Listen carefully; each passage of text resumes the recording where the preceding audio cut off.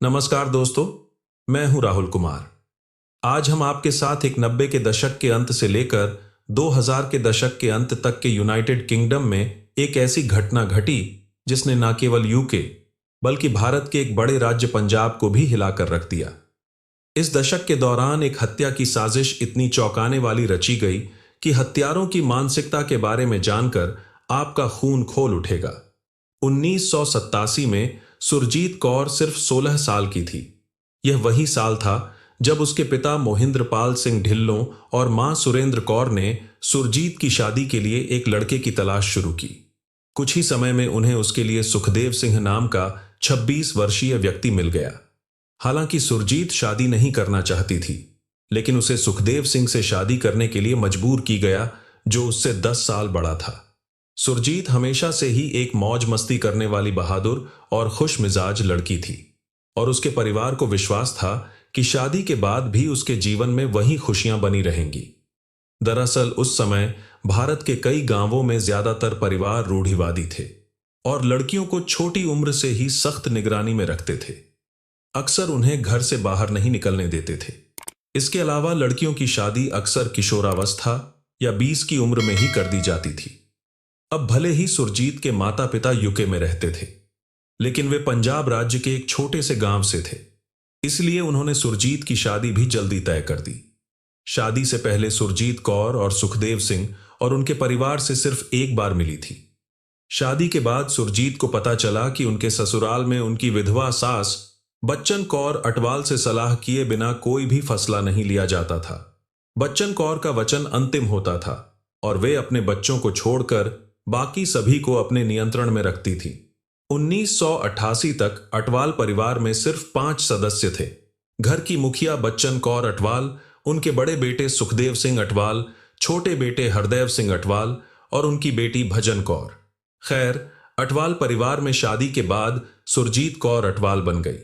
अटवाल परिवार पश्चिमी लंदन के शहर में रहता था, लेकिन शादी के बाद सुरजीत की जिंदगी नर्क बन गई, क्योंकि जिस उम्र में उसे पढ़ाई करनी चाहिए थी और अपनी जिंदगी को तलाशना चाहिए था, उस उम्र में उसे अपने सास ससुर के कपड़े धोने पड़ते थे, उनके झूठे बर्तन साफ करने पड़ते थे और घर में झाड़ू पोछा लगाना पड़ता था। इतना सब होने के बावजूद अगर सुरजीत कभी घर के कामों में कोई गलती कर देती तो उसकी सास उस पर बहुत गुस्सा होती। इसके अलावा जब भी सुरजीत अपने ससुराल वालों के सामने जरा सी भी बात कहती तो उसका पति सुखदेव उसे इतना पीटता कि बेचारी सुरजीत अपने कमरे में अकेली बैठकर रोती रहती। अब आप सोच रहे होंगे कि इतनी प्रताड़ना सहने के बावजूद सुरजीत ने कभी अपने माता पिता या भाइयों को इस बारे में क्यों नहीं बताया। लेकिन आपकी जानकारी के लिए बता दूं कि सुरजीत ने अपने जख्म कई बार अपने परिवार वालों को दिखाए थे। हालांकि उन्होंने उसे यह कहकर चुप करा दिया था कि यह तो बस कुछ दिनों की बात है। अगर तुम सब्र से सहोगी तो एक दिन अपने ससुराल वालों का दिल जीत लोगी और फिर सब ठीक हो जाएगा। लेकिन हमेशा खुश रहने वाली सुरजीत ने अपनी जिंदगी में इतना दुख कभी नहीं देखा था जितना अटवाल परिवार के घर आने के बाद पिछले कुछ महीनों में देखा था। दरअसल सुरजीत कौर का जन्म 17 जुलाई 1971 को इंग्लैंड के कोवेंट्री शहर में हुआ था और सुरजीत फाउल्स हिल नामक उपनगर में पली बढ़ी थी। सुरजीत की 3 बहनें और 2 भाई थे और वे सभी शुरू से ही इंग्लैंड में रह रहे थे। चूंकि सुरजीत एक सिख परिवार से थी, इसलिए उसे और उसके अन्य भाई बहनों को बहुत ही पारंपरिक तरीके से पाला गया। वैसे वर्ष 1989 में सुरजीत के जीजा हरदेव ने भी सरबजीत नाम की लड़की से अरेंज मैरिज की थी। सरबजीत भी जवान, आज्ञाकारी और बहुत मासूम थी, लेकिन शादी के कुछ ही दिनों बाद उसे भी अटवाल परिवार की सच्चाई पता चल गई। दरअसल घर पर बच्चन कौर अपनी दोनों बहुओं के साथ एक जैसा व्यवहार करने लगी थी।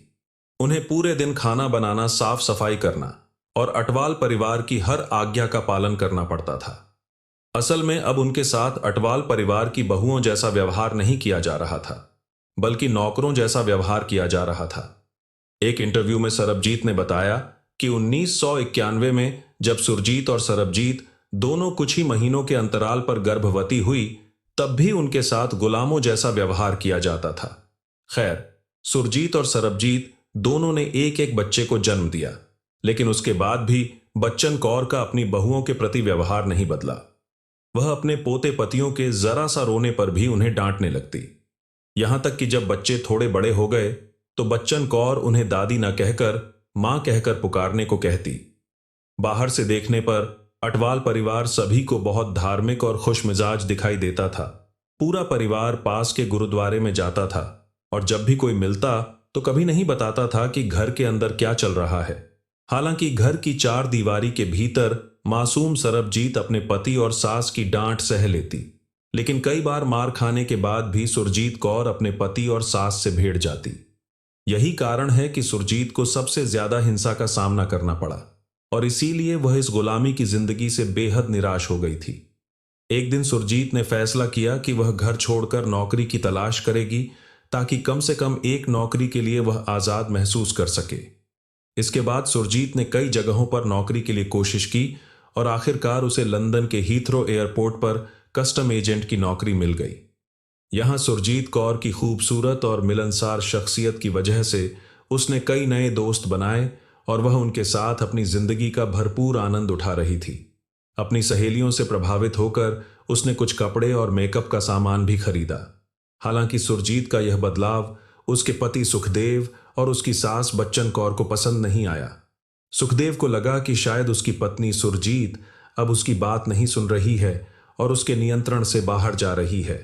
लेकिन हालात तब और भी बदतर हो गए जब जनवरी 1994 में लगातार झगड़ों से तंग आकर 23 वर्षीय सुरजीत अपनी 3 वर्षीय बेटी पवन के साथ घर से भाग गई। हालांकि कुछ ही दिनों बाद सुखदेव सिंह सुरजीत को ढूंढ लेता है और एक बार फिर उसे पीटता है और धमकी देता है कि अगर वह घर वापस नहीं आई तो वह उसे जीने नहीं देगा।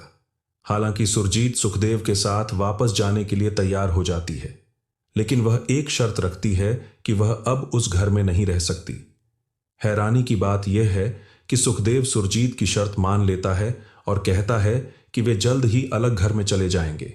फिर सुखदेव अपनी मां बच्चन कौर से बात करता है और उनके बगल वाला घर खरीद लेता है। इसके बाद दंपत्ति अपनी बेटी के साथ अपने मुख्य घर के ठीक बगल वाले घर में रहने लगते हैं। हालांकि जब से सुरजीत नौकरी के लिए बाहर जाने लगी, सुखदेव को शक हो गया था कि उसका किसी और आदमी से संबंध है। नतीजतन 1997 में जब सुरजीत फिर से गर्भवती हुई और एक बेटे को जन्म दिया तो सुखदेव ने बच्चे को स्वीकार करने से इनकार कर दिया और सवाल किया कि असली पिता कौन हो सकता है। सुखदेव की बातों ने सुरजीत को बहुत दुख पहुंचाया, लेकिन अब यह सिर्फ सुखदेव की बात नहीं थी। पूरा अटवाल परिवार सुरजीत को शक की निगाह से देख रहा था। अपने पति सुखदेव को गलत साबित करने की सुरजीत की लाख कोशिशों के बावजूद कोई भी उसकी बात सुनने को तैयार नहीं था। इस घर में सुरजीत का दम घुटने लगा। लंबे समय तक ससुराल वालों की कठोरता और हिंसा को सहने के बाद अब सुरजीत को ऐसे लोगों की जरूरत थी जो उससे प्यार करें। इस वजह से वह अपने सहकर्मियों के साथ ज्यादा से ज्यादा समय बिताना चाहती थी। एयरपोर्ट पर काम करने के दौरान सुरजीत की दोस्ती एक ऐसे शख्स से होती है जो उसकी कद्र करता है। वह उससे बड़े प्यार से बात करता है और जल्द ही सुरजीत उससे प्यार करने लगती है। सुखदेव को सुरजीत पर तब से शक था जब से उसने काम करना शुरू किया था, लेकिन अब जब भी सुरजीत सुबह काम के लिए घर से निकलती, सुखदेव हर दिन उसका पीछा करता। अगर सुरजीत कभी अपने दोस्तों के साथ बाहर जाती तो सुखदेव उसे वहां भी ट्रैक करता। कुछ ही दिनों में सुखदेव को सुरजीत के अफेयर के बारे में पता चल जाता है और वह यह जानकारी अपनी मां, भाई और बहन को देता है। इस बारे में जानने के बाद अटवाल परिवार को लगा कि सुरजीत उनके परिवार की प्रतिष्ठा को खराब कर रही है। इसीलिए उन्होंने फैसला किया कि उसे सबक सिखाने की जरूरत है। हालांकि जब सुखदेव ने अपनी पत्नी सुरजीत से इस बारे में बात की तो सुरजीत को एहसास हुआ कि सभी को उसके अफेयर के बारे में पता चल गया है और इसलिए वह अपनी जिंदगी का सबसे बड़ा फैसला लेने के बारे में सोचने लगी। नवंबर 1999 में एक दिन सुरजीत ने सुखदेव से तलाक मांगा, लेकिन सुखदेव सिंह और बच्चन कौर ने सुरजीत के फैसले को स्वीकार नहीं किया। सुरजीत को पहले से ही पता था कि उसका पति अपनी मां के प्रभाव में तलाक के लिए राजी नहीं होगा। ऐसे ही दिन बीतते गए और फिर दिसंबर-नवंबर 1998 में एक दिन उनके मुख्य घर के लाउंज में एक मीटिंग हुई जब सुरजीत घर पर नहीं थी। इस मीटिंग में बच्चन कौर, सुखदेव सिंह, हरदेव सिंह, भजन कौर और यहां तक कि सुरजीत की भाभी सरबजीत भी शामिल हुई। चाय पीते हुए बच्चन कौर ने सभी से कहा, सुरजीत बेकाबू हो रही है। और हमारे परिवार का नाम खराब कर रही है। इसलिए हमें उससे छुटकारा पाना होगा।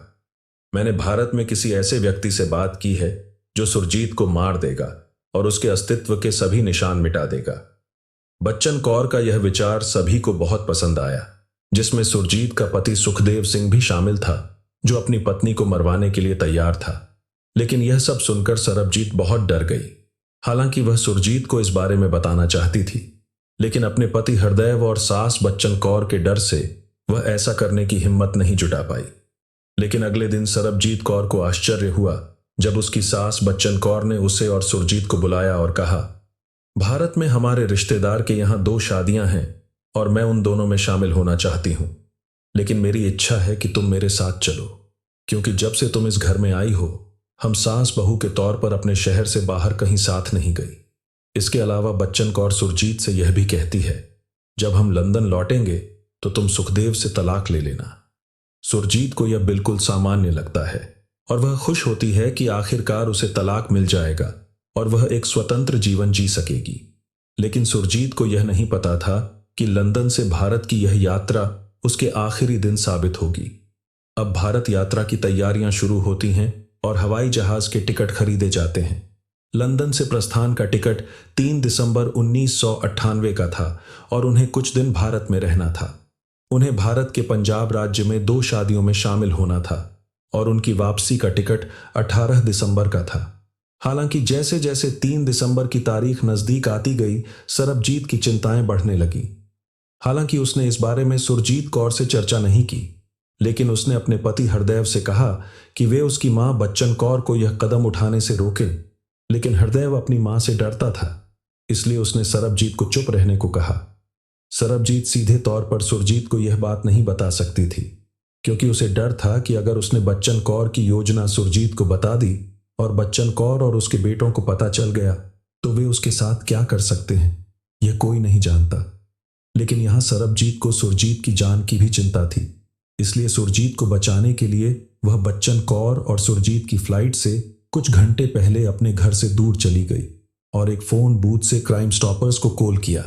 इस कॉल में सरबजीत ने क्राइम स्टॉपर्स ऑपरेटर को मीटिंग के बारे में बताया, जहां पहली बार बच्चन कौर ने सुरजीत को मरवाने की बात कही थी। इसके साथ ही सरबजीत ने क्राइम स्टॉपर्स को सुरजीत की फ्लाइट का नंबर भी मुहैया कराया।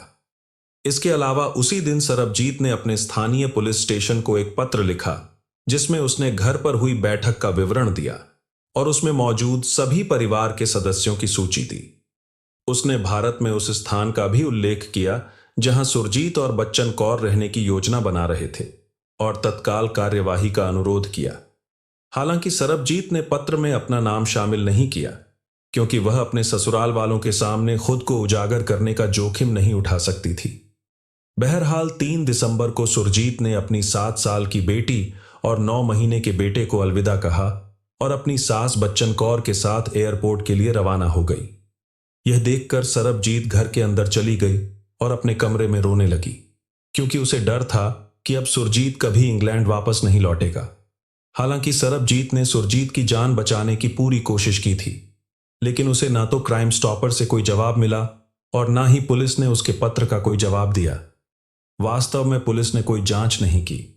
यह संभव है कि पुलिस सरबजीत द्वारा लिखा गया पत्र कभी मिला ही ना हो, या उन्होंने इसे मजाक या धोखा समझकर खारिज कर दिया हो, क्योंकि यह गुमनाम रूप से भेजा गया था।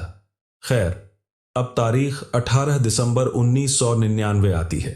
बच्चन कौर सुरजीत के बिना अकेले भारत से लौटती है।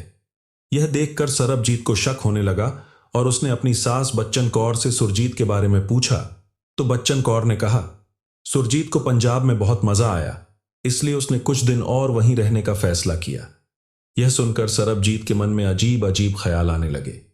कुछ दिन ऐसे ही गुजर गए, लेकिन जब सुरजीत के पिता को पता चला कि उनकी बेटी सुरजीत 3 दिसंबर को अपनी सास बच्चन कौर के साथ भारत गई थी, लेकिन बच्चन कौर 18 दिसंबर को अकेली वापस लौटी, तो उन्होंने बच्चन कौर से अपनी बेटी के गायब होने के बारे में पूछा।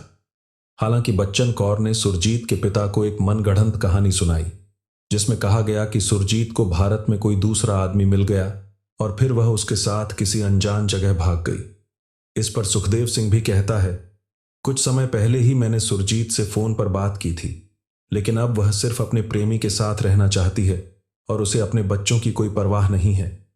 लेकिन सुरजीत के माता पिता और उसके भाई बहन जानते थे कि सुरजीत ऐसा कभी नहीं कर सकती। इस वजह से 21 दिसंबर 1998 को सुरजीत के भाई जगदीश सिंह पुलिस के पास जाते हैं और सुरजीत की गुमशुदगी की रिपोर्ट दर्ज कराते हैं। इसके बाद पुलिस आधिकारिक तौर पर अपनी जांच शुरू करती है। उस समय पुलिस ने उस तरह से जांच नहीं की जिस तरह से उन्हें करनी चाहिए थी, जिसके कारण अटवाल परिवार अपने दैनिक जीवन में व्यस्त हो गया। इस बीच सुरजीत के भाई जगदीश सिंह और उनके पिता लगातार पुलिस से संपर्क करते रहे। कई बार ब्रिटिश विदेश कार्यालय जाकर इस बात पर जोर देते रहे कि उन्हें सुरजीत को खोजने के लिए भारत में भी जांच करनी चाहिए। दूसरी ओर अटवाल परिवार का हर दिन इस डर में बीतता था कि कहीं सुरजीत और उसके बच्चों के साथ कुछ भयानक ना हो जाए। हालांकि फरवरी 1999 में सुरजीत के पति सुखदेव ने सुरजीत के 1 लाख के जीवन बीमा का दावा करने का प्रयास किया। सुखदेव इस प्रयास में असफल रहे और अंततः पुलिस जांच से बचने के लिए उन्होंने सुरजीत के खिलाफ अदालत में तलाक के लिए अर्जी दायर की। तलाक की अर्जी में सुखदेव ने दावा किया कि उनकी पत्नी भारत चली गई है और किसी दूसरे आदमी के साथ भाग गई है। फिर भी मई 2000 में मेट्रोपॉलिटन पुलिस ने भारत में सुरजीत की हत्या की साजिश रचने के आरोप में अटवाल परिवार के 4 सदस्यों को गिरफ्तार कर लिया। चारों में घर की मुखिया बच्चन कौर, उसके 2 बेटे सुखदेव सिंह और हरदेव सिंह और सरबजीत कौर शामिल थे। हालांकि उन्हें सिर्फ 1 दिन के लिए पुलिस स्टेशन में रखा गया। कुछ पूछताछ के बाद पुलिस ने बिना किसी आरोप के सभी को रिहा कर दिया। पुलिस को शक था कि सरबजीत भी बच्चन कौर की योजना में शामिल हो सकती है और वह जानबूझकर पुलिस को अधूरी कहानी बताकर खुद को बचाने की कोशिश कर रही थी। इससे सरबजीत को बहुत ठेस पहुंची क्योंकि वह असल में सुरजीत के लिए न्याय की मांग कर रही थी। इसके बाद पुलिस ने शहर के हर कोने में सुरजीत के लापता होने के पोस्टर चिपका दिए और उसके बारे में कोई भी जानकारी देने वाले को 10,000 पाउंड का इनाम देने की घोषणा की। इसके बावजूद कई साल बीत गए और पुलिस तक सुरजीत के बारे में कोई जानकारी नहीं पहुंची। जैसा कि मैंने पहले बताया, सुरजीत के लापता होने के बाद से ही अटवाल परिवार में सरबजीत लगातार डर के साए में जी रही थी। परिणाम स्वरूप 2004 में शारीरिक और मानसिक रूप से कमजोर होने के कारण सरबजीत को पैनिक अटैक आया और उसे अस्पताल ले जाया गया। लेकिन जब सरबजीत अस्पताल में ठीक होने लगी तो उसने तय कर लिया कि वह किसी भी कीमत पर अटवाल परिवार से सारे रिश्ते तोड़ देगी। इसलिए जब सरबजीत को अस्पताल से छुट्टी मिली तो वह सीधे अपने पिता सहबत के घर गई और उन्हें उस मीटिंग के बारे में बताया जिसमें सुरजीत को मारने की योजना बनाई गई थी। यह कहानी सुनकर सहबत ने अपनी बेटी सरबजीत से पुलिस के पास जाकर बयान देने को कहा। सरबजीत ने हिम्मत दिखाई और पुलिस स्टेशन जाकर पूरी कहानी बता दी। हालांकि जब 2005 में पुलिस ने केस फिर से खोला और अटवाल परिवार से दोबारा पूछताछ शुरू की तो सरबजीत और उसके पिता को जान से मारने की धमकियां मिलने लगी। Detective chief inspector Clive Driscoll के नेतृत्व में मेट्रोपॉलिटन पुलिस के कुछ अधिकारी मामले में साक्ष्य एकत्र करने और संदिग्धों से पूछताछ करने के लिए 10 दिनों के लिए भारत गए। एक जटिल जांच के बाद पुलिस ने आधिकारिक तौर पर 3 नवंबर 2005 को बच्चन कौर, सुखदेव अटवाल और सरबजीत के पति हरदेव सिंह को गिरफ्तार कर लिया। अगस्त 2006 तक यह साबित हो गया कि बच्चन कौर और सुखदेव सिंह ने सुरजीत कौर की हत्या की साजिश रची थी। हालांकि जब हत्या की पूरी कहानी सामने आई तो सभी चौंक गए। भारत पहुंचने के बाद बच्चन कौर और सुरजीत को दर्शन सिंह नाम के एक व्यक्ति ने उठाया जो बच्चन कौर का भाई था। इसके बाद 5 और 6 दिसंबर को सुरजीत और बच्चन कौर पंजाब में 2 शादियों में शामिल हुए। कुछ दिनों बाद सुरजीत खरीदारी करने जाना चाहती थी, इसलिए बच्चन कौर ने उसे कुछ पैसे दिए और उसे अपने भाई दर्शन सिंह के साथ खरीदारी करने के लिए कहा। बाद में दर्शन सिंह और उसके एक दोस्त ने अपनी जीप स्टार्ट की और सुरजीत उसमें बैठ गई। थोड़ी देर बाद जब सुरजीत को प्यास लगी तो दर्शन सिंह ने उसे अपनी गाड़ी से पानी पिया, लेकिन पानी में नशीला पदार्थ मिला हुआ था। नतीजतन सुरजीत बेहोश हो गई और दर्शन सिंह और उसके साथी ने उसका गला घोंटकर हत्या कर दी। इसके बाद उन्होंने सुरजीत के सारे गहने उतार लिए और उसकी लाश रावी नदी में फेंक दी, जिसे आज तक बरामद नहीं किया जा सका है। बहरहाल 25 अप्रैल 2007 को सेंट्रल क्रिमिनल कोर्ट में मुकदमा शुरू हुआ और 3 महीने तक चला। सरबजीत ने 3 दिनों तक कोर्ट में बच्चन कौर और सुखदेव सिंह के खिलाफ गवाही दी। उसके बाद बच्चन कौर और सुखदेव सिंह दोनों को आजीवन कारावास की सजा सुनाई गई। जब बच्चन कौर को सजा सुनाई गई तब उनकी उम्र 70 साल थी, जिससे वह आपराधिक इतिहास में आजीवन कारावास पाने वाली सबसे बुजुर्ग महिलाओं में से एक बन गई। हालांकि 20 साल की सजा काटने के बाद बच्चन कौर पैरोल के लिए पात्र हो सकती थी और सुखदेव सिंह 27 साल की सजा काटने के बाद पात्र हो सकते थे। मार्च 2009 में बच्चन कौर ने अदालत में अपनी सजा और सजा दोनों के खिलाफ अपील की।